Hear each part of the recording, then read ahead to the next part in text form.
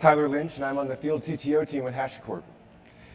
I hope everybody enjoyed our keynote and got to resonate a little bit about Project Infograph. In this fireside chat, we're going to talk about what's next. This is very much forward-looking, and I am joined by Mishra, who leads AI strategy for HashiCorp, and Bruno, who leads AI and data strategy for IBM. Mishra, you want to say hi? Yeah, hello everyone. Some of you I've kind of recognized. I've been here 8 years at HashiCorp. Focused most of my time in the office of the CTO for the first half of my tenure here, and then most recently kind of focused on infrastructure products, Terraform, Packer, Waypoint, and more in the most recent time, Project Infograph that you just saw, a bunch of AI capabilities as well. Bruno? You say 8 years? 8 years, yeah. Okay, I've been at IBM about 8 months. So we have something in common. I told you I would share a fun fact about myself. Yes. My last name reads forward and backwards the same way. So if you agree or disagree with whatever I said, it's really easy to find me. You can just Google me. Before that, I was at Google, working on the same issue around data and AI. And so I've really been focused on meeting as many customers as I can to learn a little bit about what you're doing. So I'll try to share what I've learned. In fact, I even just walked up to the gentleman with the hat on the Ferrari hat there, who works, can I call out your company, Booking.com? Let's go. And so I guess what you'll find is I'm very curious. So hopefully I'll share what I've learned over the last 8 months here at IBM. Awesome, so thank you. So HashiCorp's infrastructure cloud has been in market, offering security and automation at scale for some time. Tell us what's next. I mean, you saw some of the kind of the capabilities we are thinking through next. And before we kind of talk about what's next, when you look at our portfolio today, you look at infrastructure lifecycle management, look at security lifecycle management. On the infrastructure side, you see Terraform, infrastructure as code. We have Packer, images as code, Waypoint, developer self-service. You look at kind of on the security side, we have Vault, which is the centralized secret management, controlling secret sprawl. We have Vault Radar, which is a secret scanning tool and remediation tool. We have Boundary for secure access. And most of these products you see, and there are 6 of these now, I mean, just from a portfolio perspective, and 8 of the products in total. But we've really used the Unix philosophy from the beginning. You saw Mitchell and Arman on stage. This was really written in principles at HashiCorp as a Tao of HashiCorp. Those are all public kind of documents. You can definitely check them out. But the goal was to really focus on a product that really solves one thing really well. And in the past two to 3 years, as Arman alluded in the keynote, we keep hearing from our customers regarding the data portions of this and the discrete systems that exist in silos. So different teams own different system of records. Terraform is a system of record. You can think through ServiceNow or APM providers, Datadog, you name it. All of these systems have your data, but they don't really talk to each other. So some of the challenges have been, how do we kind of really provide the true potential of AI, which is to provide this horizontal view of the state? How do we do that contextually? How do we do that in a way that's generic? So you can kind of really bring your own kind of products, your own capabilities, and connect through and really understand relationships. So that's kind of been the one challenge. The other challenge has been around just the amount of data that's out there. So when you talk about our biggest financial customers, we see maybe 1 billion assets under management. These might range from VMs to on-prem software to applications to packages to server images. All of them have relationships. That is in the tens of billions. How do you, if you use a general purpose LLM today and you contextualize all this information, put it in there and ask them, hey, could you tell me, how many of this infrastructure resources are using a particular package like Log4j or something? You won't get a good answer from a general purpose LLM because they don't have that context. So I think from our perspective is to really focus on in the next few years to build that context story, and which is where you see the Project Infograph capabilities play in. So Tyler, I'm noticing that Vanessa is not listening to us. So she gave me some talking points, but I'm just going to go off script immediately. I figured that might be useful. She still doesn't hear me, so that's great. So over the last 8 months, I'm really focused on listening to customers. I probably visited or talked to about 150 customers. And there's a constant here. And the constant is you have a very complex environment that is continuing to becoming more complex. And we got to deliver simplicity, even though there's high level of complexity and sophistication. And so the keywords that I hear is that, okay, complexity, change, and the resolution to that is going to be intelligence and context. How can we deliver context so this complexity doesn't turn into chaos? It's kind of interesting, a bunch of capital C words that start, but I think That's really kind of the key, and what we should be focused on is, well, the next chapter is more complexity. And so how do we partner with someone, or how do we provide you the answer to delivering something that's simple to a sophisticated world, and that's going to come through intelligence. And so that's really what I think is happening next. You're going to have thousands of agents. Who do you turn to in order to manage that complexity? Because your processes are not going to be simpler, they're just going to be more sophisticated. So we talk about that extended context, and I would even say exponential context to what we have today. How is that going to inform intelligence and automation and change the way organizations manage everything they do in the future? Yeah, and so if I connect this idea to change, right, and constant change, there's a great quote called, intelligence is the ability to adapt to change. I think it's Stephen Hawking that said that. And so now the question is, what we introduced today, the idea of infograph. Well, how do you start getting context? Well, first you got to go from system of records to system intelligence showing you that you in fact do understand the context. The next bit that's happening, I think, is going to be how do we help organizations build systems of actions? Because ultimately, you're going to have remediation suggestions, but can we also automate that over time? And so I think when I see the opportunity that we're at, we're in an interesting time of technology adoption where we've tried a lot of stuff. We're trying to stabilize and get into production, realizing that in production the questions are quite different than in experimentation. They're related to cost and governance and security. And so this intelligent system needs to turn into a system of action so you can actually, we can help you do your job a lot easier and faster than it might be like today. Intelligence enough, I think, intelligence by itself is not enough to actually solve the problems that we're dealing with on a daily basis. So that leads into, what is Project Infograph? Let's dive a little bit deeper. What is it? Why is it central to our infrastructure cloud intelligence? Let's dive deeper. Maybe some use cases beyond what we saw in the keynote. Absolutely. I mean, I feel much more relaxed now, given that the secret is out.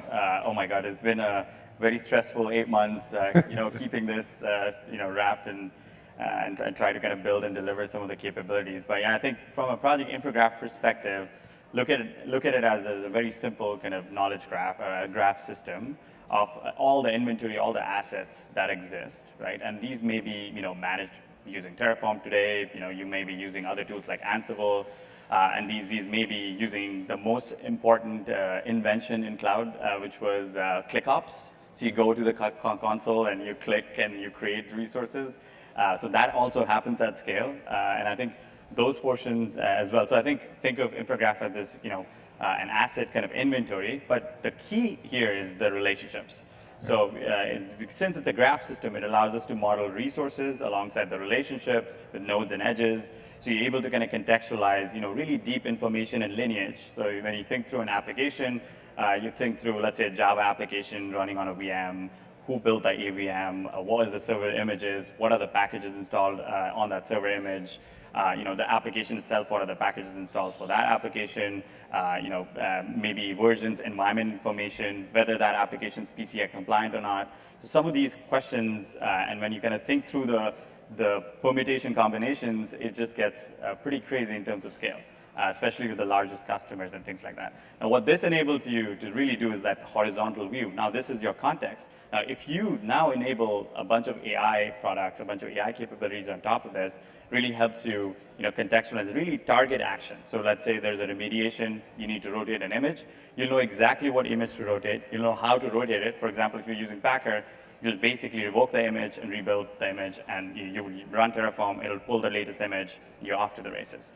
So in order to do all of that, the generative AI portion can suggest you changes, but it doesn't know where to apply it. So that is the kind of the contextual thing that Infograph truly provides. And so the goal is to build a series of connectors to go to these discrete, system of records, whether it's CSPs, ecosystem vendors, and pull all of this data in, contextualize it, centralize it, and then open up the API so you can build your own products if you need. You can build your own capabilities on top, whether it's AI or not. You can kind of do that. Also, all of the HashiCorp products and IBM products will get this data essentially for free. So you're able to kind of actually, not only see your workspace in Terraform, but related workspaces. Or you can go even deeper, okay? What are the secrets associated with these applications? So I think that context really enriches the individual products' capabilities as well over time. So that's kind of the 1-2 punch in some ways with Infograph of like the data system and then the layer on top, to enable some of the AI capabilities in the future. It's kind of like the operating system. I love the way you framed it in the keynote, because if you think about it as not just systems but as humans. I don't know how many of you are married or in a relationship with someone, but sometimes if you miss the context, everything else goes south. I mean, I've been married. Sleep on the couch. I've been married for 26 years. I know my first context is apologize first. That's the first move. But in general, because I know I'm going to apologize ultimately, but the idea is my ability to handle the situation is highly correlated with my ability to understand the context. And so building this foundation as the first job is probably the most important thing. Absolutely. So there's a lot of context that we don't have visibility into. When I was at AWS, the majority of resources created every day on AWS are created with ClickOps. I know we all live and breathe infrastructure as code, Terraform, and others, but the reality is the majority of resources created in clouds today are created with ClickOps. And we don't have visibility, we don't have that context, we don't have state files, we don't have drift. And I really feel strongly that Project Infograph is going to be able to bring that data into us and allow us to focus on what our customers really care about, which is compliance and governance. So when we think about compliance and governance, Bruno, how does what's your vision for infrastructure cloud and the intelligence this brings and visibility into that? Yeah. So who in the room thinks, raise your hand, that governance is sexy? Go ahead. Nobody I sell does, governance. right? Nobody does.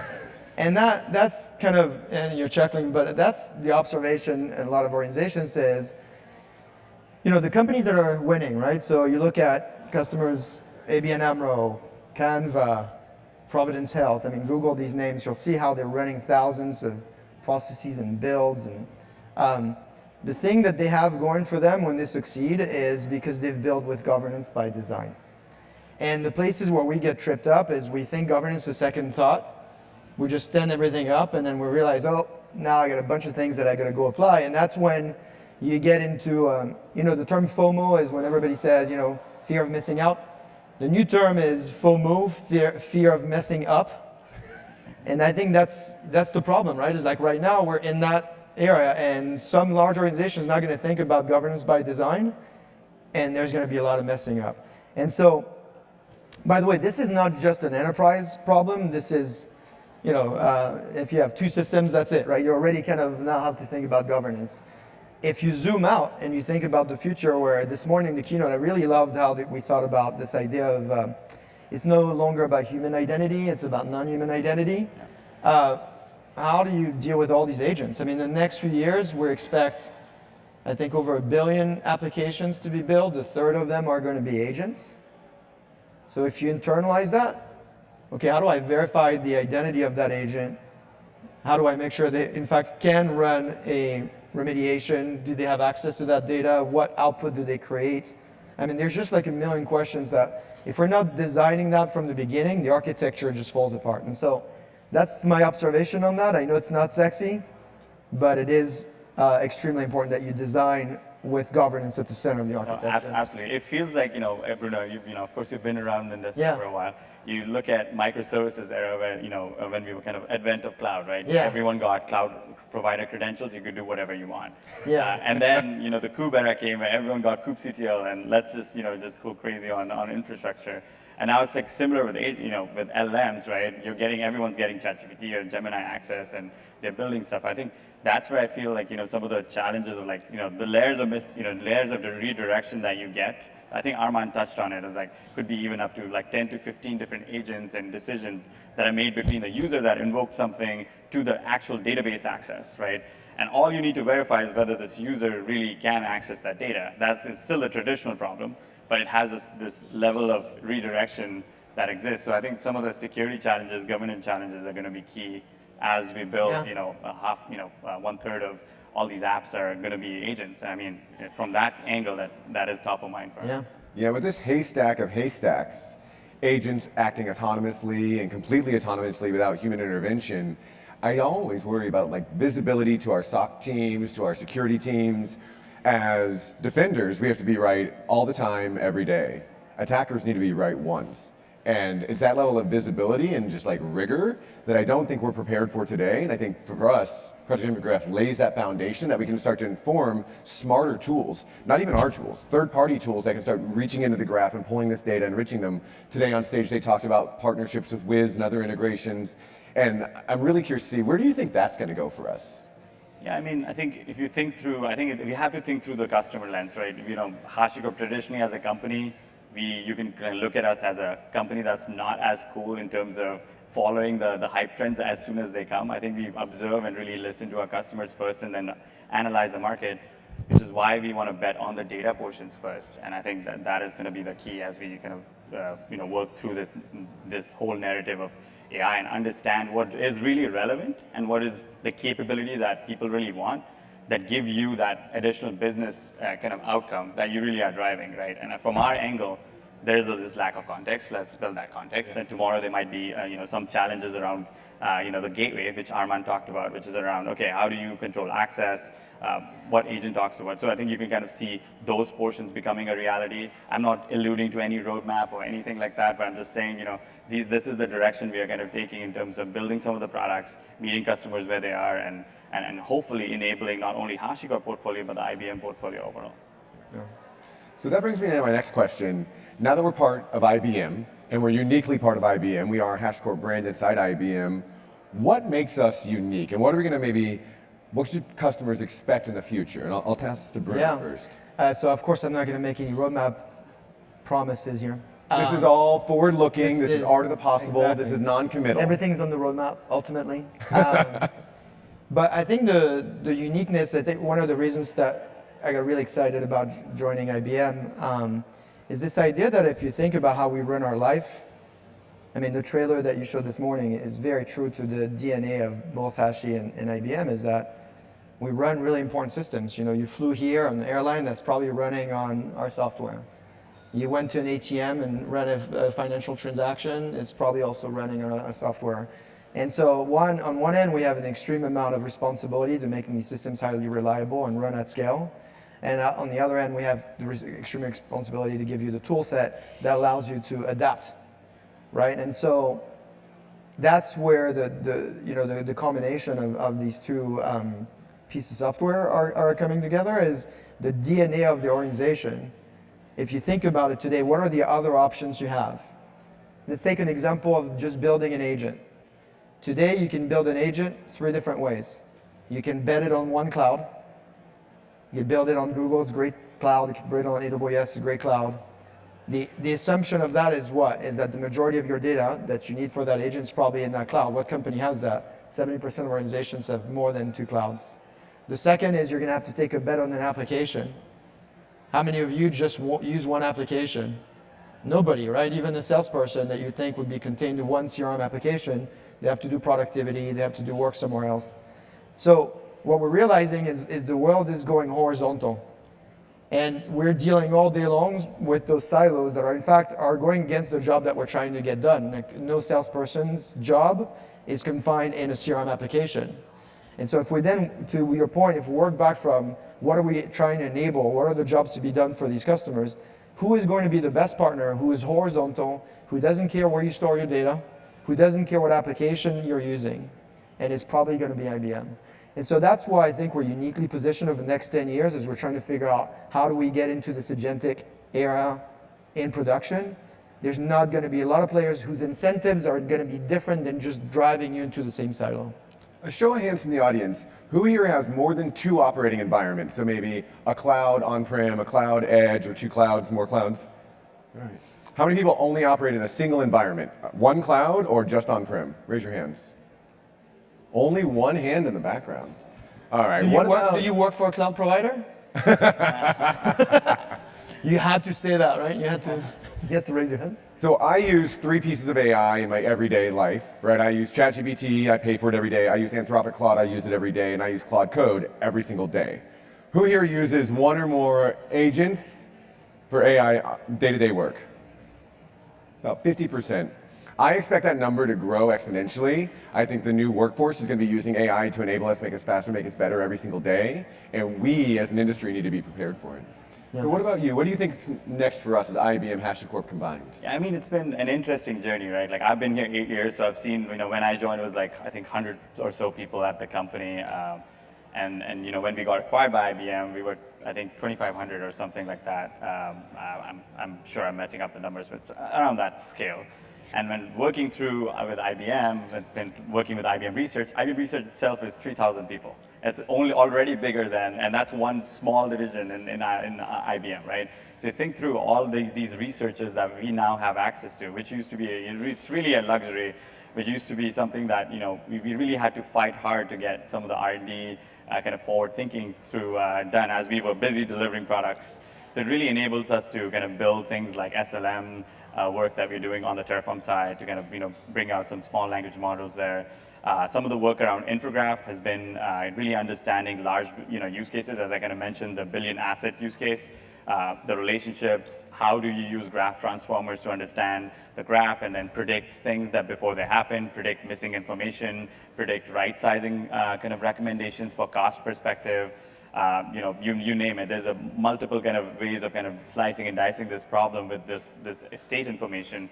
So this has been really helpful to have like a R&D division, research division that's really dedicated to helping us. They understand the market really well. This is not your traditional R&D that, oh, we'll build this and it'll only ship like the year of Linux desktops. Only ship, every year is the year of Linux desktop. So I think from a research perspective, it's been really great because they understand, they move quickly, they're working with us, collaborating with us. Hopefully we can give back to the academia side of things as well by writing papers and things like that. We've done that traditionally as a company. So yeah, it's been a great kind of enabler for us to collaborate with Bruno and team and on the IBM research side as well. Yeah, speaking of the research division contains many different disciplines and many different experts. One of the areas I'm really interested in personally is formal methods, the mathematical proof of the correctness of software and hardware. This is how IBM's hardware can give you up to 8 nines of availability on a single device. And they can prove that mathematically. And so we've been talking to their researchers about how would we even think about applying this to HashiCorp products? Where would this make sense for us? Well, I'm not committing to anything. We could never afford to have PhDs on staff helping us solve these really, really hard problems. And at IBM, they're there for us to use and they're eager. They're reaching out to me and saying, hey, I'd love to talk to you about that and how we did it for this product and that product. This is the level of, it's not just investment, it is rigor, it's scientific method that we're garnering from IBM. It's been really awesome to witness. Yeah. Now we talked a lot about software, but there's also a hardware component to IBM and with what we're doing with HashiCorp and IBM. Now we're now talking about running Vault on the Z. That Z hardware is up to 8 nines of availability. Vault can also run on Linux 1, which is the Linux partition, same thing, same hardware actually, up to 8 nines of availability on a single device. For those customers of ours that run Vault and they have high availability requirements and high throughput requirements, this is an ideal place to run it. And we could never build hardware like that as HashiCorp. And so this synergy and what we're seeing from our customers, the demand, it's been really amazing to watch firsthand. You use the S word, the synergy. I really enjoy that. I've only heard that word. I'm sorry. I'm supposed to remove the word just and synergy from my vocabulary, according to my husband. Not loud. I'm working on it. We got a couple minutes left. Like, what are some closing remarks? What would you want to leave the audience with today? Mishra, we'll start with Bruno. Well, you just announced the product. I should get everybody over there. Oh, okay. I should do the marketing portion of this, which is please sign up for our private beta. We have a select few customers already that are working with us. High bandwidth feedback from them as we're going to build this, and we're a very customer client focused company. So please check out the product. This is a kind of a platform capability, so it allows us to really enrich existing products, which is you hopefully love around Terraform, Vault, and others. But yeah, I think it's been an exciting time to see and watch customers adopt and really try to align our message and align our product capabilities there. In some ways, IBM has been this injection that we've gotten now in terms of fuel and kind of research that I think really enables us to do this at scale and really realize our dream, which we had. And we started working on this in 2023. So imagine some of this stuff takes time to build and master. So yeah, I'm really excited to kind of bring some of these capabilities to market as well. Yeah, what I would tell people is, one of the things that drew me to IBM is, the tagline is think, right? And I always thought, why is that? Because before Google, I did 4 startups, right? So my tagline was just do, just go. And then I realized a lot of what you're saying earlier at the research arm is very thoughtful approach to design and architecture. And if you think about where we're at now, it's kind of, what's the tagline? It's the architecture stupid, right? It's like if we architect it wrong, we're going to pay for it ultimately. And so I would say don't hesitate to reach out to us. Now that our incentive is horizontal, right? So we're very much aligned with your goals, probably better than any other provider you would think of. And so don't be surprised as you reach out to us that we'll ask a lot of questions, because the DNA of the company is we're very thoughtful We're also investing a lot in data and AI. I'm on the investment committee for what's called IBM Ventures. And so if you have customers, partners, companies that you want us to look at for investments, we have a large fund for data and AI. And so we want to participate back into the community to make sure that we get to the next era of agentic. I think IBM is really well positioned for the next, the next wave here. There's a lot of people that have been doing experimentation, but experimentation's over. And so there's going to be, interesting surprises in the next 10 years, and there's not going to be a lot of companies you're going to be able to rely on to get you there. So I'm really excited about hearing the feedback from customers and kind of what you're working on. Yeah, and I would double click on that. If you're interested in Project Infograph, go to our website, please sign up for the private beta, talk to your account teams. We want to hear the use cases that are hard for you today. What is a challenge for your team members? Bring us your challenges, bring us the hard things. Nothing is off limits. And we can work through those use cases and figure out, well, how do we, and if we will, even be able to approach those and help you with them. As part of the new leadership at IBM, Bruno Mishra, this is really what IBM is focusing on, is enabling not only our software, but agentic and all the customers' agentic workloads going forward. As you said, 300 million plus in the next couple years is going to be explosive. And I think that we're going to have to pivot a lot. We're going to have to be really, really open to new ideas and new standards and just rolling with it. So I want to Can I interrupt? I know I got to do this. Oh, the gentleman with the hat is gone. The Ferrari fan. We launched a IBM AI app for Ferrari, for F1. It's free, so just download it if you want to have fun with it. This weekend, there's a few on. Oh, is the race coming? Oh, Yeah. yes. Thank you for sharing. All right, we're going to go ahead and wrap. We're going to take about a 2 or 3 minute break before our next session, where we'll be joined by Nationwide and Riverpoint Technologies. So please thank our speakers, Mishra and Bruno from IBM.